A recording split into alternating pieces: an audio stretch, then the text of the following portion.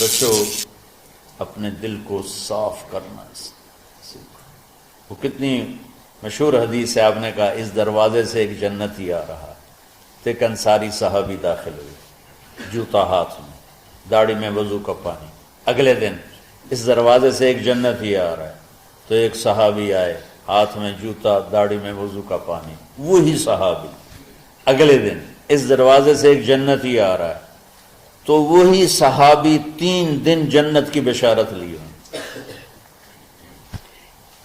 اس صحابہ کی جماعت میں ایک شخص ہیں جن کا نام ہے عبداللہ بن عمرو بن عاص۔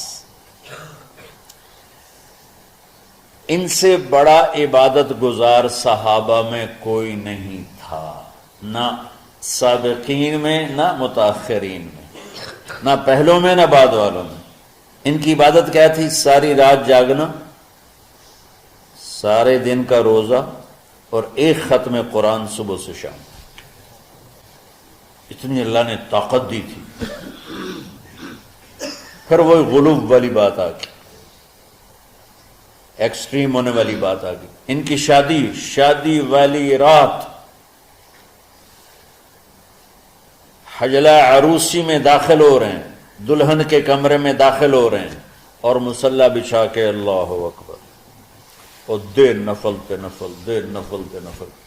تو ان کی بیگم نے دیکھا تو وہ بھی خیر کا زمانہ تھا، انہوں نے بھی وضو کیا اور پیچھے مصلی بچھا کے وہ بھی فجر تک نفل پڑھتے رہے۔ صبح ہوئی تو حضرت عمرو بن عاص رضی اللہ عنہ نے پوچھا بیٹی رات کیسی گزری؟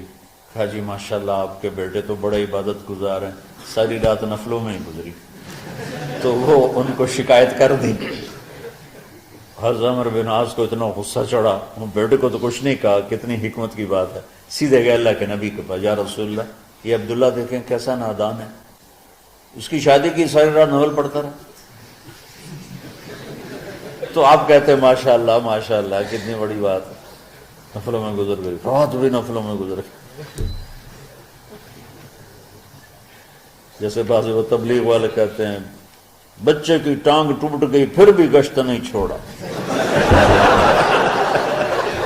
کیسے احمقانہ باتیں کرتے۔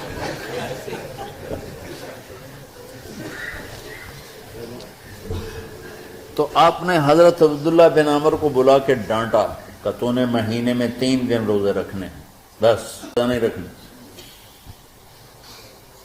اور ہفتے میں 1 قرآن ختم کرنا۔ کہا یا رسول اللہ میرے اندر طاقت زیادہ ہے۔ پھر اچھا 15 دن روزے رکھنے، یعنی میرے اندر طاقت زیادہ ہے۔ آپ اس کو تھوڑا تھوڑا کر کے گھٹاتے رہے، اور وہ ہر دفعہ نہیں یا رسول اللہ میرے اندر طاقت زیادہ ہے۔ تو آخر میں آپ نے کہا اچھا چلو 100 میں داؤدی پہ آ جاؤ، 1 دن روزہ رکھو، 1 دن افطار کرو، اور 3 دن سے پہلے قرآن ختم نہیں کرو۔ تو آپ نے اس کو پیچھے کیا۔ یہ بیٹھے تھے اس محفل میں، ان کے دل میں آیا کیا یہ بزرگ مجھ سے زیادہ عبادت کرتے؟ رات میں ساری جاگتا ہوں، دن روزہ رکھتا ہوں، 1 ختم کرتا ہوں، تو جنت کی بشارت تو مجھے ملنی چاہیے تھی، ان کو کیسے مل رہی؟ یہ کسی کتاب میں نہیں لکھا کہ یہ ان کا جذبہ تھا، لیکن جو کہ میں ان کی سیرت کو جانتا ہوں تو مجھے خیال آتا ہے کہ ان کی نفسیات میں یہ بات آئی ہوگی، چونکہ صرف انہی کو خیال آیا کہ میں جا کے دیکھتا ہوں کہ یہ بزرگ کیا کرتے ہیں۔ تو ان کے پاس پہنچ گئے، چاچا، ذرا وہ ادھیڑ عمر تھے، چاچا وہ میرے ابا تھوڑے ناراض ہیں، تو کچھ دن آپ کے پاس گزارنا کا، بیٹا بسم اللہ آ جاؤ۔ اب رات ہوتے ہی عشاء کی نماز پڑھ کے انہوں نے جلدی سے چادر اوپر لی اور یوں سراغ کر کے ان چاچے کو دیکھنے لگے ایسے کہ اب یہ کیا ساری رات سجدہ کرے گا، اور ساری رات روتے روتے روتے روتے مصلی گیلا ہو جائے گا، یا ساری رات رکوع کرے گا، ساری رات قیام کرے گا، ساری رات قرآن پڑھے گا، اس تصور سے یوں دیکھ رہے۔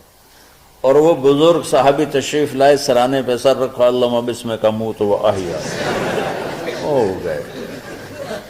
اب یہ دیکھ رہے ہیں ابھی اٹھیں گے، ابھی اٹھیں گے، ابھی اٹھیں گے، فجر کی اذان پہ اٹھے۔ اب یہ تو حیران پریشان ہو گئے کہ یہ کیا؟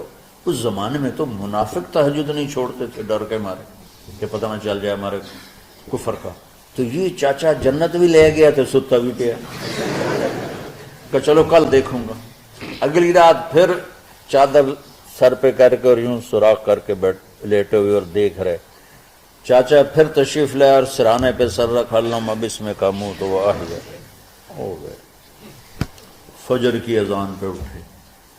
یہ اور پریشان ہو گئے کہ میرا نبی کا فرمان تو سچا ہے، اس میں تو شک بھی کفر ہے، لیکن عمل کیا ہے جس پر اس کو جنت کی بشارت ملی؟ 2 رکعت نفل بھی نہیں. اور آج کے دور میں تم میں سے ماشاءاللہ اکثر بچے تہجد پڑھتے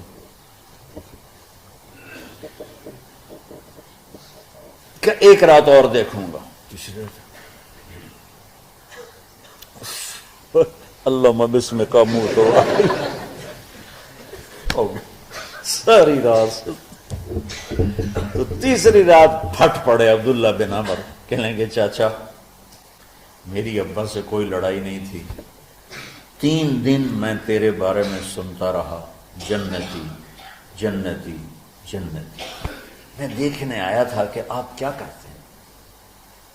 آپ تو کچھ بھی نہیں کرتے ہو، ساری رات سوتے رہتے، اب کیا کرتے ہو؟ میں نے کہا بیٹا یہی ہے جو تم نے دیکھا ہے. اب ان کو سمجھ میں نہیں آ رہا کہ یہ جوڑ کیسے بٹھاؤں، ادھر جنت کی بشارت ادھر